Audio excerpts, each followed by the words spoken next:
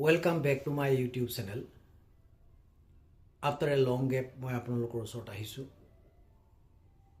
আগতে মই ফলিক এসিডৰ ওপৰত এটা ভিডিও বনাইছিলো।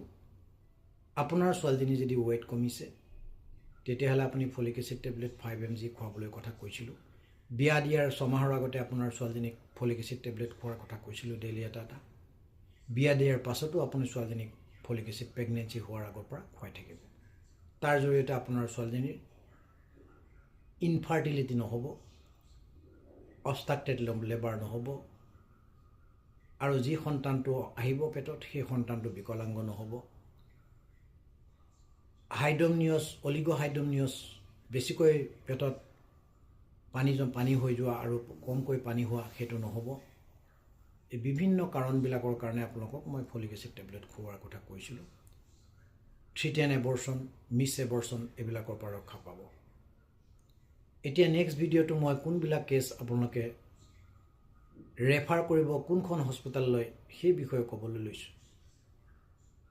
বিশেষ কেইটামান দিশ আপোনালোকে মনত ৰাখিব। ডক্টৰৰ এণ্টিনেটেল চেকআপটো আপোনালোকে কৰোৱাটো, আৰ্লি প্ৰেগনেন্সি ৰেজিষ্ট্ৰেশ্যন কৰাটো, প্ৰথম মাহতে কৰাটো বহুত দৰকাৰ। যদি হাইপাৰটেনশ্যন হৈছে 120তকৈ ওপৰ হৈছে চিষ্টলিক প্ৰেছাৰটো, তেতিয়াহ'লে আপোনালোকে ডক্টৰৰ পৰামৰ্শ লৈ থাকিব। ওচৰৰ হস্পিটেলখনতে আপোনালোকৰ হ'ব। যদি ডায়েবেটিছ আছে ওচৰৰ হস্পিটেলখনতে পৰামৰ্শ লৈ থাকিব।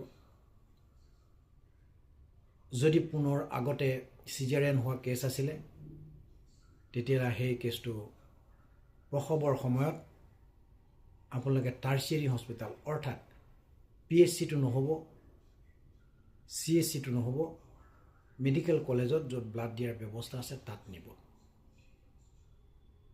নিৰ্বাচন কৰি ল'ব আপোনালোকে কোনটো কেছ ক'লৈ নিব লাগিব।